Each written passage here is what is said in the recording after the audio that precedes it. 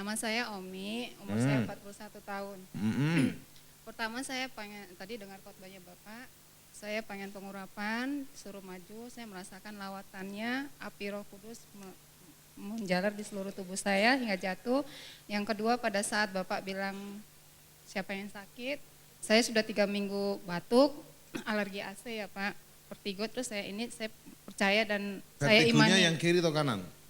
Kadang kiri, kadang kanan. Kadang kiri, kadang kanan. Nakal banget tuh vertigonya. Iya. Sekarang sudah enak? Saya percaya dan Coba saya begini, aminin. Begini-begini, coba saya pukul-pukul.